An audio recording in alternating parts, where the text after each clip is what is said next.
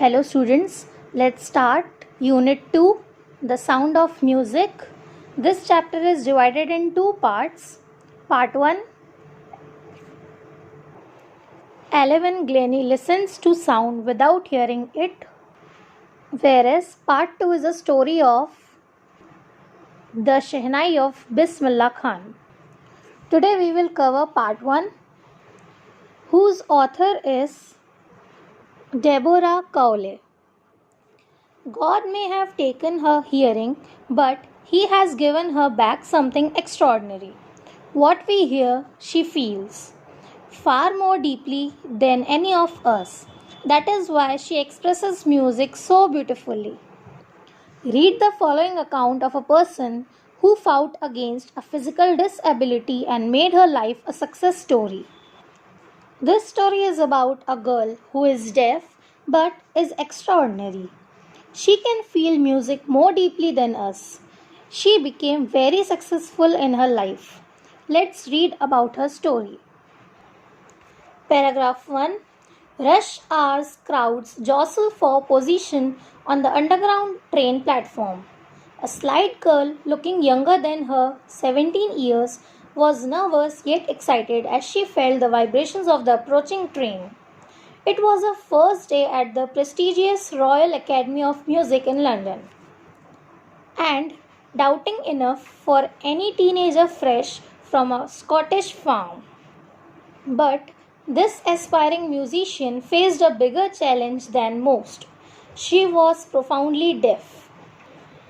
The scene starts in the underground train platform where she is nervous and excited for the train to come. She is almost 17 years old. She can feel the vibration of a coming train. It was her first day in prestigious Royal Academy of Music in London. It was very challenging as she was deaf. Paragraph 2. Evelyn Glennie's loss of hearing had been gradual. Her mother remembers noticing something was wrong when the 8-year-old Evelyn was waiting to play the piano. They called her name and she didn't move. I suddenly realized she hadn't heard, says Isabel Glennie. She became deaf when she was 8 years old. Her mother, Isabel Glennie, noticed her when she was waiting to play the piano. Her parents called her by name, but she didn't move. For quite a while, Eleven managed to conceal her growing deafness from friends and teachers. But by the time she was 11, her marks had deteriorated and her headmistress urged her parents to take her to a specialist.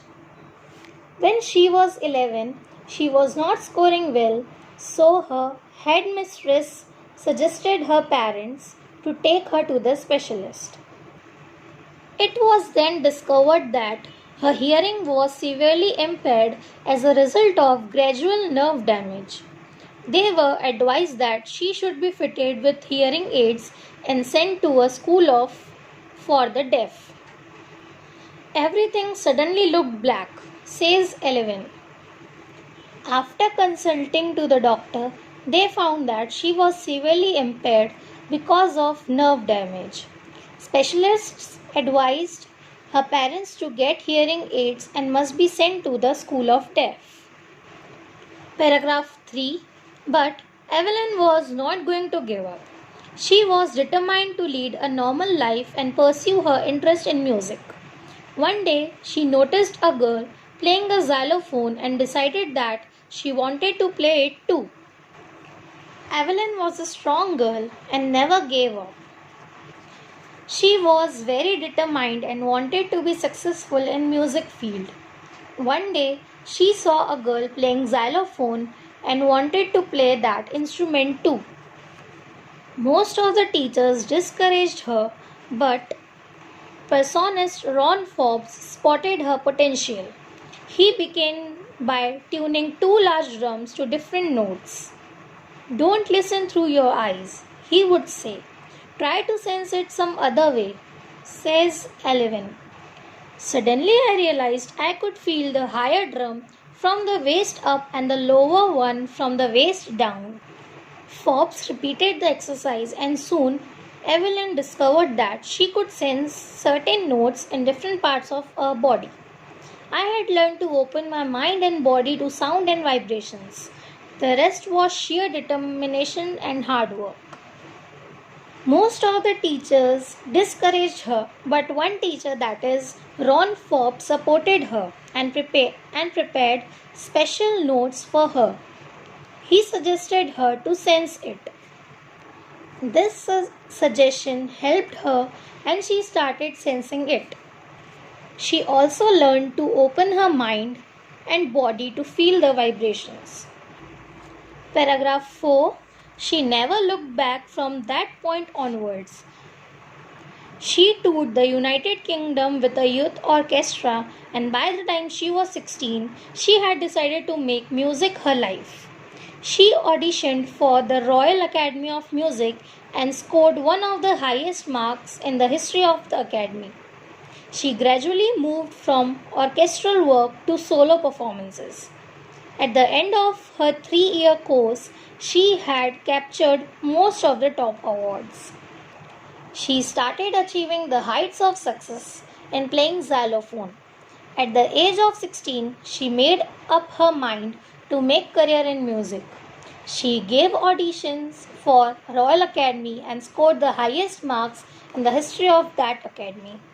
She also did solo performance. After completing 3-year course, she had most of the awards. Paragraph 5. And for all this, Evelyn won't accept any hint of heroic achievement. If you work hard and know where you are going, you will get there. And she got right to the top, the world's most sought after multi-percussionist with the mastery of some 1,000 instruments and hectic international schedule. She worked very hard and was the world's most sought percussionist and mastery in thousands of instruments. People started calling her for international concerts. Paragraph 6. It is intriguing to watch 11 functions so effortlessly without hearing. In our 2-hour discussion, she never missed a word. Men with bushy beards give me trouble. She laughed. It is not just watching the lips, it's the whole face, especially the eyes. She speaks flawlessly with a Scottish lilt. My speech is clear because I could hear till I was 11, she says. But that doesn't explain how she managed to learn French and master basic Japanese. People were shocked that while discussing something, even for 2 hours, she never missed a word. So she said that while discussing, she focused on whole face and especially eyes. She talks in a Scottish way and even knew French and even basic Japanese. Paragraph 7. As for music, she explains, it pours in through every part of body. It tingles in the skin, my cheekbones and even in my hair. When she plays the xylophone, she can sense the sound passing up the stick into her fingertips. By leaning against the drum, she can feel the resonances flowing into her body. On a wooden platform, she removes her shoes so that the vibrations can pass through her bare feet and up her legs. When people asked her how she feels the music, she says that she feels the music with whole body and especially from skin, cheekbones and hair. Whenever she performs in wooden platform, she removes her footwear so that vibrations can be passed through her bare feet. Paragraph 8. Not surprisingly, Evelyn delights her audiences.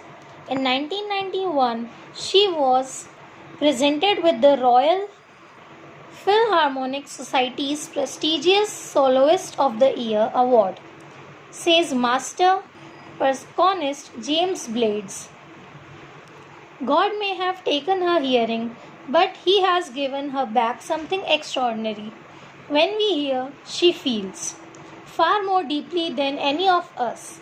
That is why she expresses music so beautifully.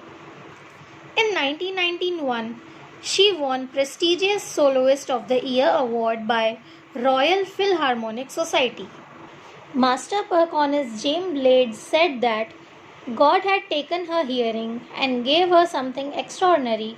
That's why she expresses music very beautifully. Paragraph 9. Evelyn confesses that she is something of a workaholic. I have just got to work. I have just go to work, often harder than classical musicians, but the rewards are enormous. Apart from the regular concerts, Evelyn also gives free concerts in prisons and hospitals.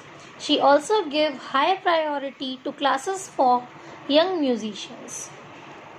Anne Richlin of the Beethoven Fund for Deaf Children says she is a shining inspiration for deaf children. They see that there is nowhere that they cannot go. Evelyn said that she is workaholic. Whenever she gets time, she plays free concert in prison and hospitals.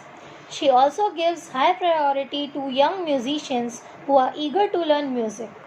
Anne Richlin of Beethoven Fund for Deaf Children said that Evelyn is an inspiration for the deaf children. She achieved a lot of things in her life at a very small age. She once brought percussion to the front of orchestra and demonstrated that it can be very moving. Percussion is an instrument which makes sound while beating. She proved that nothing is impossible. She inspired many handicapped people and pleasure to millions. Here the story gets end. Moral of the story is never give up in your life. If you are determined to do something in life, then no power in the world can stop you. Just focus on your goals no matter what happens in your life.